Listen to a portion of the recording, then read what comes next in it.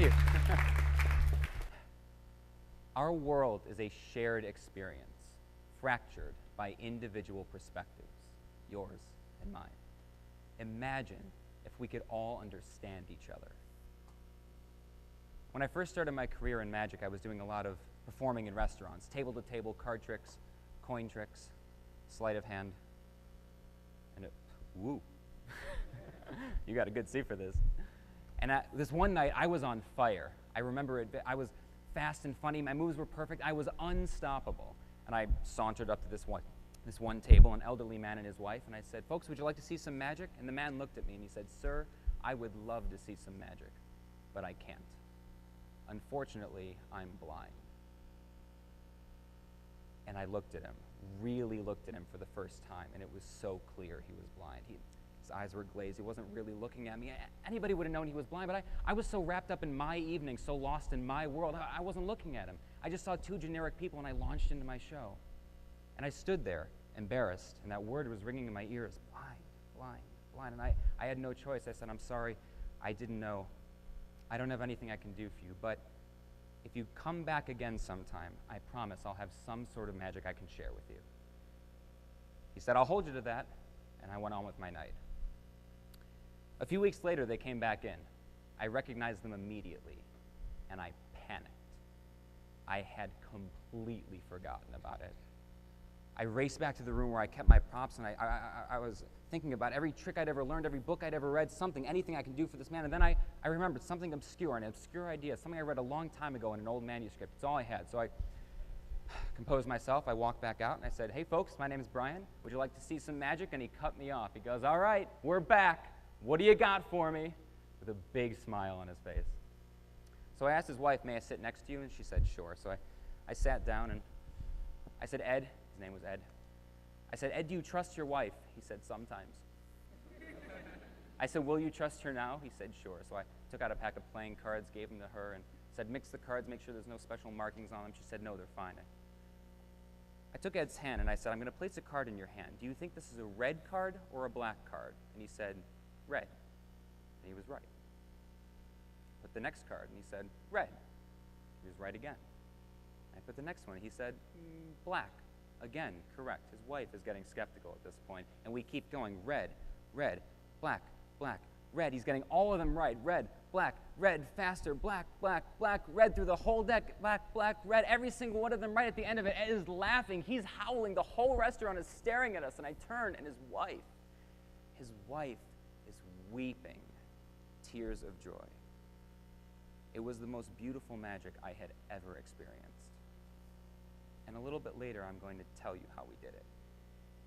But the real secret of the trick, the real secret of magic, is understanding and taking on different perspectives, different points of view. So let's try an experiment with perspective. Would you guys like to see some magic? All right, let's try a little experiment here. This is one of the oldest illusions in magic. Here we go. Check that out for me. That's yes, please. Here we go. That's rope right there. You can check that out. And I've got some more over here. Here we go. One for you. Yes. There we go. And one for you. Make sure that's what it seems to be. Is it what it seems to be? Are you what you seem to be? I don't know what that means. That's good. I'll take that back. You look as confused as I do. Here we go. Take that. Yes. Thank you. 1, 2, 3 pieces of rope. 3 pieces of rope, and they're all the same length. Yes. It's going to be a tough crowd, I can tell.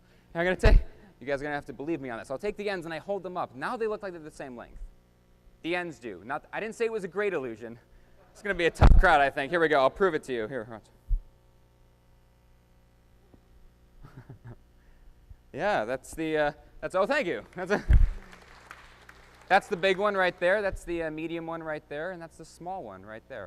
And there's too many things going on, so I'll get rid of one of the pieces of rope. It'll be easier to follow with only 2, won't it? Maybe I should just start over for you guys. Would that be a little bit simple? Yeah, sometimes the ends come off, which is a little unusual. I'll give you that, but I'll do that again just in case you missed it. There are people who think that this trick is all about the ends. That's not true. The middles, those come off too. Place the middles right here back on the rope.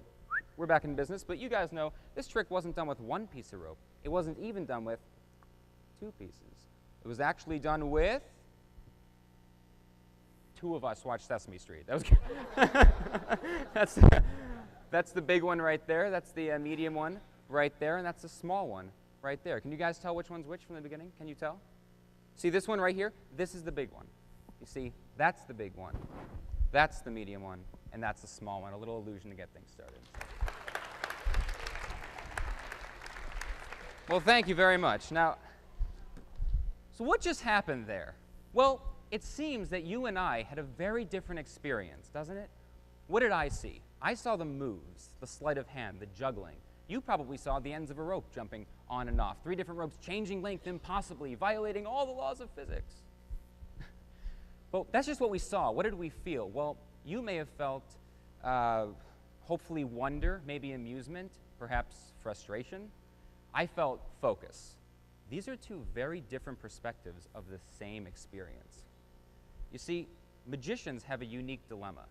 The magician is the only person who cannot see the magic, because I know how the trick works. And that knowledge of the secret is a limiting perspective. So the magician must wholly and completely take on the point of view of the audience. We do this night after night, no matter who's out there, in order to create illusions. This is a technique called perspective taking. Perspective taking is the ability to see the world from the point of view of another person. It sounds simple in theory, but in practice it can be incredibly difficult to do. For instance, have you guys played around with one of these before? Aha, a few of you look excited. Most of you look angry just because I'm holding one. I feel flashbacks to childhood. Some of you started twitching when I took one out. I love the Rubik's Cube. They're actually easier to solve than you think they are. Take the stickers off, rearrange them, put them back in the right order. Yes, break the pieces apart, put it back together. I actually learned how to do this, and then I realized if you spin it really fast, it looks like it solves itself. Thank you. Now, so what just happened there? Oh, thank you. Thank you. Kind of a delayed response. Everybody just... So what just happened there? Well, I know that if I come out, mix up a Rubik's Cube, toss it in the air, and it comes down solved, you're all going to think I'm a jerk. Or at the very least, to show off. And I don't want you to feel like that. I want you to enjoy the experience of magic. So I make a few jokes. Take the stickers off, rearrange it, break the pieces apart. When I do that, you go, oh, I did that. My friends, we smashed it with a hammer. We threw it at a wall. When that happens, you feel like I understand you. And when you feel understood, we make a connection. And then I can do the trick. And we can all enjoy the magic in that shared space. So now you know what perspective taking is. It's the ability to see the world from the point of view of another person. And you know why magicians do it, to create illusions and connect with the audience. But why should you care? Well, it turns out this technique has drastically improved my life off stage, outside of magic, in more ways than I could have ever imagined. I'll explain. I never had trouble meeting new people, making friends, getting into relationships, but I always struggled to maintain them. Eventually, the communication would break down, people would leave, and I would be alone. And it took a long time to admit it, but it was my fault, or at least mostly my fault. The people in my life didn't feel like I was invested in them. Now, that wasn't true, but it doesn't matter. It's not enough to care about somebody. It's not enough to understand them. They have to feel understood. They have to feel cared about. And I wasn't doing that. And then I took this technique I had honed on stage, and I started using it outside of magic, and I realized I could make better, more meaningful connections with people. I met friends, incredible friends that have lasted years. I met a beautiful, fiercely intelligent woman, the love of my life, and I held on to that relationship. We're actually engaged to be married. Oh, thank you. She'll be happy to hear that. None of that would have been possible before. So of course the question then becomes how? How do you do it? How do you do perspective taking? Well, first you need to understand the difference between visual perspective and emotional perspective. Magicians traditionally deal with visual perspective. We need to know literally what the trick looks like to the audience. So we practice in front of mirrors, we film ourselves and watch it back, but relationships are primarily about emotional perspective. How is somebody feeling about our interaction? It seems like a difficult thing to do, to get to know someone's emotional perspective, but let's get back to Ed and his wife. The relevant question for Ed was, what would magic feel like to someone who is blind? I didn't want Ed to feel tricked. That was important to me. I don't know, but I have to imagine if you're blind, you could be tricked by anybody at any time. So I didn't want Ed to feel tricked. I wanted him to feel magic. I wanted him to be magical. And his wife, this woman who spends her life looking out for him, I wanted her to see him in that light and for them to share in that experience together. So if you want to get to know someone's emotional perspective, one of the simplest ways to do it, ask. Ask questions. Too often we're afraid to ask people questions because we feel like it will be rude or somehow they won't want to answer. But we underestimate people's willingness to answer our questions. Before the trick, I asked Ed, have you always been blind? He said yes. To me, that was crucial, relevant information. It seems that a person who has never been able to see will have a different perspective from somebody who had their sight and then lost it to accident or to illness. With Ed, I can't even use the language of sight. So by asking questions, I can adjust my tone, my demeanor, even my language, so that he feels understood and we can make a connection. Now, if you're going to learn this, it's important not simply to ask questions, but to listen to the answers and listen to understand. Don't just listen to respond or to reply. You've heard it before. This is where I went wrong most in my life, I think. You've heard it before, and we're all guilty of it from time to time, but too often we listen to people only with the intention of coming up with something clever to say. So as soon as their lips stop moving, we can jump in and say our thing. We've all done it, we're all guilty of it, but I did this especially badly, and I think to the detriment of my relationships. Have you ever asked for somebody's name and instantly forgotten what it was? You know why we forget people's names? Because while they're telling us their name, we're thinking about how we're going to say ours. First name, last name, Mr. Miller, Brian, put out your hand. We're not listening. We're on our end of the conversation only. So you can start to learn this technique.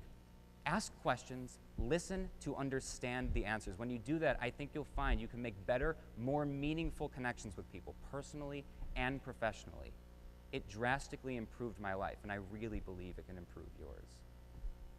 So, Ed. How did Ed, a blind man, see the cards? The answer, as in most great magic, was actually very simple. I sat across from him, and underneath the table, I placed my foot gently on top of his. And then I gave him these instructions. I said, if you think the card is a red card, and I pushed my foot down on his once, then you say red. If you think it's a black card, and I pushed my foot down on his twice, then you say black. I was teaching Ed a secret system of communication where I would let him know what color the card was by the foot taps, once for red, twice for black. And I repeated the instructions. If you think it's a red card, say red. If you think it's a black card, say black. And then I squeezed his hand gently and I asked, do you understand? And he smiled and he said, yes, I understand. And I knew then that we had connected.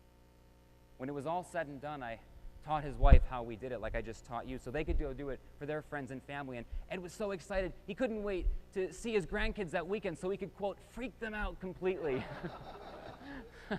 See, magic isn't about the technical skill. Magic isn't about a trick or even the secret. Magic is about connecting. Life is about connecting. And connecting is about taking on other points of view. You see, our world is a shared experience, fractured by individual perspectives. Imagine if we could all feel understood.